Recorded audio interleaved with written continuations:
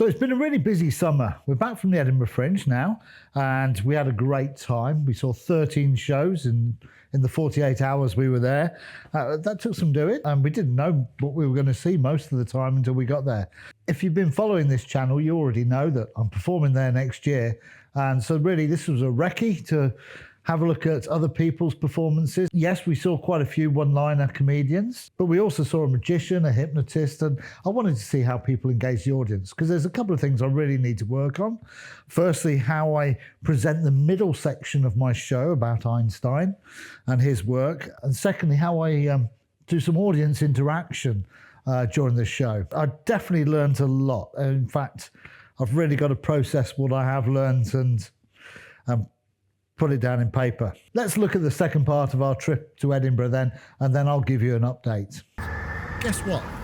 The buses all came at once. So we caught 2 shows on the bounce. First one was full of puns, just what I wanted to look at. And the second one was a stand-up comedian working on new material. I must be honest, I get a little bit fed up when people use the stage as a sort of therapy session and they don't think about the entertainment value of what they're doing.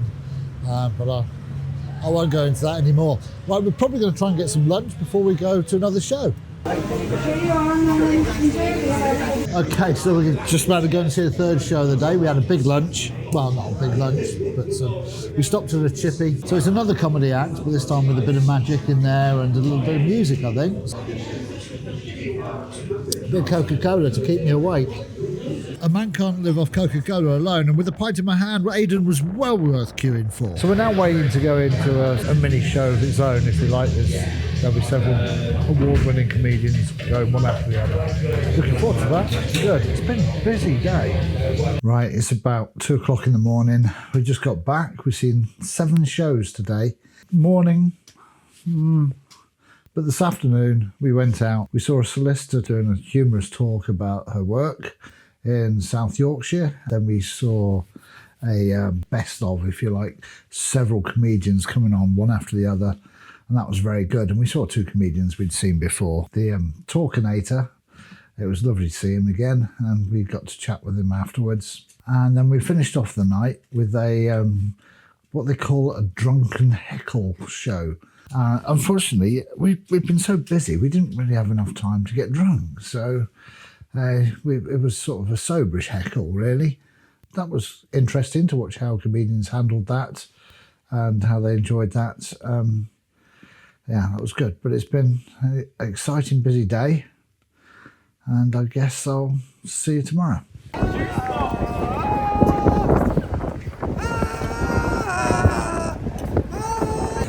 Definitely a city where the food hardens your arteries, that's for sure.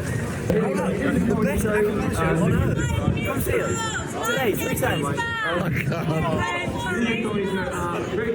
We had just enough time to fit in one last show, and Darren Walsh was the perfect one. Plenty of puns and a bit of a science presentation in the middle. Sound familiar? Then all too soon it was time for the train. I have to say the highlight for me was when we just got off the train at the Waverley station in Edinburgh, and we were heading across the old town to try and get to the first venue for the first show. And this chap sat on a bench, said to Jane, said, "Oh, Mrs. Rambler," as she walked past with a rucksack on. And Jane was well chuffed. And she said, "Oh, I like that." And I said, "Right, okay." And it turns out she thought he'd said, Mrs. Rambo. So what's next? Well, during September, I need to focus on my work, on my business, my new business. And that's going to take quite a bit of time. I've also got my kids starting back at college, so I want to spend some time with them. And I also want to spend quite a bit of time writing and processing what I've learned so far before I really throw myself at it all in October with a few gigs. So during September, it may be I only do 1 or 2 videos. I may put a few cheeky shorts on there of some of my jokes. I do get criticised from people saying, why aren't these videos funny? It's a very good point. It's a very good point, and maybe I have to think about that. Maybe these should be funnier. So I'm going to spend September working on material as well, and then we'll have a big push from October to the new year, going from 10 minutes to 20 minutes and looking at how I'm going to do some audience interaction, and maybe I'll share a song or two with you.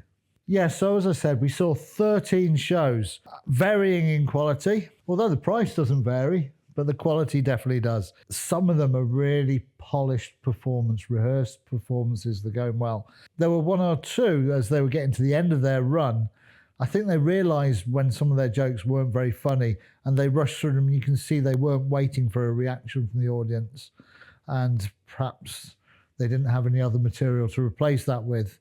But saw some very talented people. Even the ones who weren't so great, you can learn from them. You can learn from their mistakes. I certainly feel a lot more confident about the show I want to put on, and I can see better how it's going to work in my head. So, yeah, I'm excited. Please do like and subscribe and keep watching these videos. That's the only way I'm going to be successful when I get to Edinburgh, is if I've built up a bit of a following. And who knows, maybe when you see me next, I'll have restored the old piano.